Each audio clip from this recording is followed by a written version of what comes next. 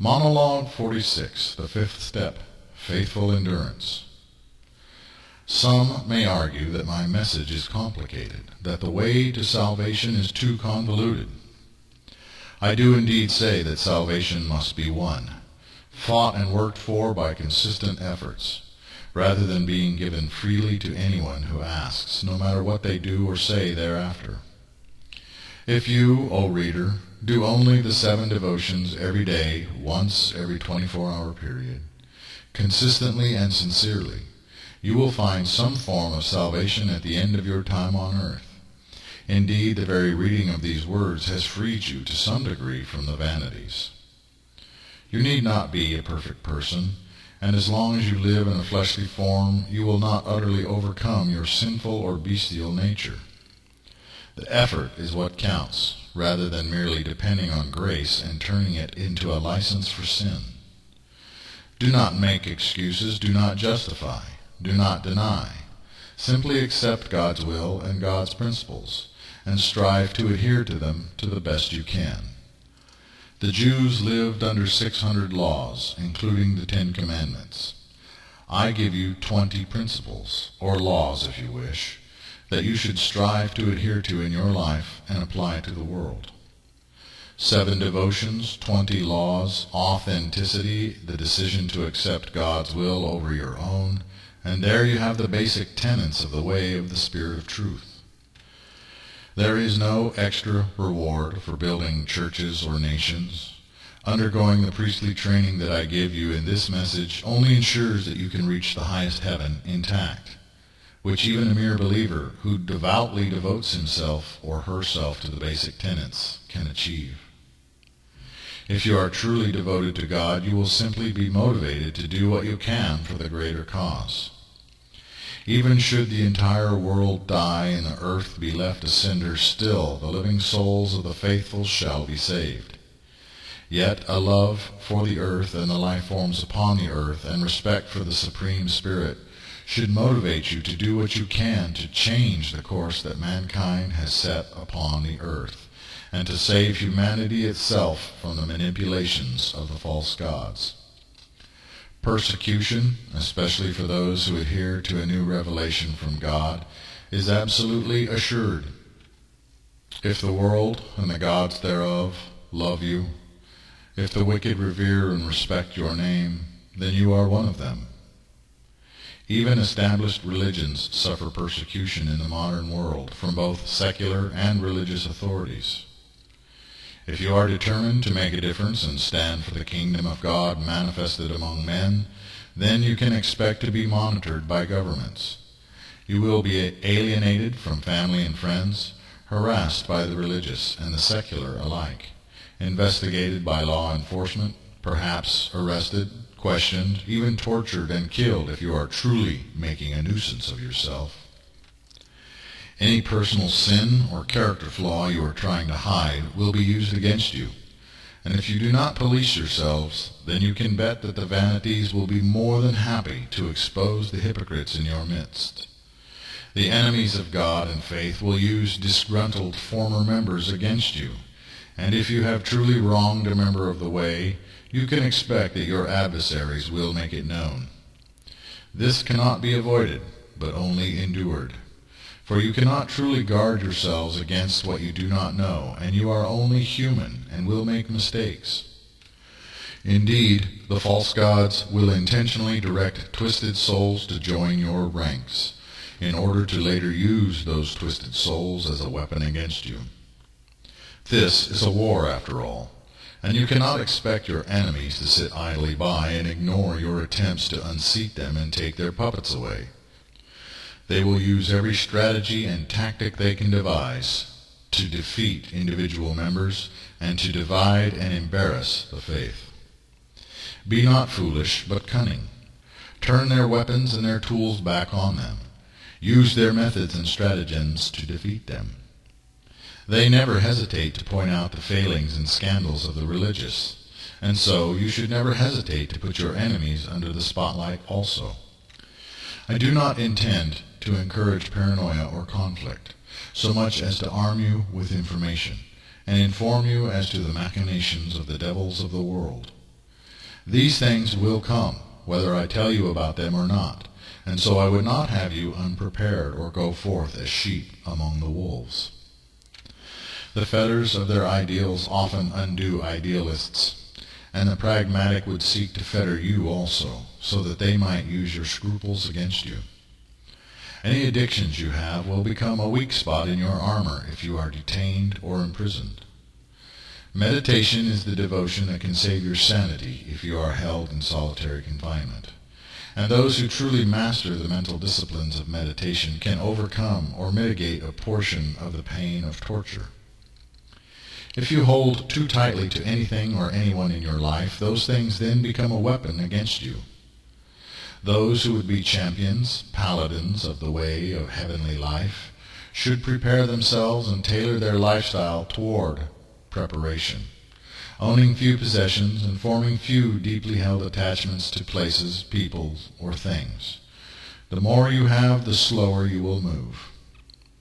Death should never be feared, but quite the contrary. I tell you truly that there shall be no condemnation among the angels or saints for those who flee persecution, even as there is no condemnation for those who deliberately hide their faith in order to better serve that faith. If the enemy is coming to take you and your family away, if they came to arrest you and you have sound cause to suspect that you will be tortured or imprisoned, you have every right to flee, even as you have the right to defend your lives even to the death. Submission, however, allowing yourself to be arrested, enduring imprisonment and deprivation for the faith, is also an option. Turn the negative into a positive. In solitary confinement or lengthy imprisonment, it is possible to break all addictions and spend a great deal of time in devotions, or, as a prisoner, you can share the message with others in the prison. Moreover, the one who goes peacefully with their persecutors, behaving with good manners and with good cheer, may win leniency. The Cathars, when facing torture and death at the hands of the Catholics, died singing, and some seemed joyous, for they had the sure hope and faith that they were being freed from the world and would soon meet their Maker. In modern times, however, the rulers and systems of the nations have learned to deal with martyrs and dissidents in a way that diminishes their capacity to become a rallying cry. Digging up and dishing dirt, creating slander, scandal, and shameful brands accomplishes this. Every dirty little secret is brought forth into public view, and terms like terrorist and nutcase are applied to the dissident or revolutionary, in order to defame, diminish, and demonize the sacrificial symbol. Moreover, the rulers and systems of the world simply make people disappear into a global network of prisons, where they are held in perpetual bondage without the benefit of trial or habeas corpus, broken down by psychological and physical torture, and then sometimes released as harmless humans with broken minds. The Christian martyrs in the arenas of Rome, going willingly and bravely to their deaths, won many Romans to their faith. However, if you are disappeared or dishonored, you will win no one. I tell you true, as prophesied by John the Revelator, so the beast is already making war upon the holy people and overcoming the saints. The West makes war upon Islam, and many are its sons and daughters who disappear into the belly of the beast, while entire nations fall to the corruption of the harlot's ways. Do not react in shock, for how you view Muslims is exactly how the beast in Babylon wants you to see the Muslims. Twisting every expression, using sound bites, mistranslations, fake captions, and character assassinations to dishonor and brand the enemy with certain catchphrases. Indeed, they interpret history through a lens of modern sensibilities and deliberately translate ancient texts in false ways to make the prophets appear monstrous. It is true that there are those Muslims, as there are also people in every religion and political system, who are fanatical, ignorant, and cruel in their cause. Such ones have fallen in with the anti-spirit of destruction rather than serving God. Yet know that what the Islamic warriors are resisting, alone and against both other monotheists and unbelievers, is the hedonistic and materialistic decadence and immorality of the secular humanistic nations.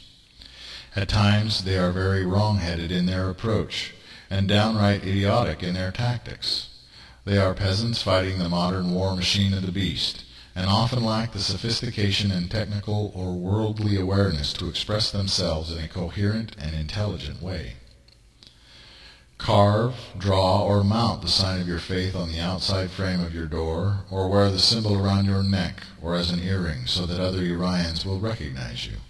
Be subtle and quietly network among yourselves. Organizing in groups of no more than 7 to 13 is best, so that if one cabal is captured, others will escape notice. Be cunning, be wise, be discreet. In the appropriate hour, rise and reveal to the world your strength. I tell you truly that you may go freely among the Muslims, the Christians, the Jews, the Zoroastrians, the Sikhs, the Samaritans, or the Baha'i.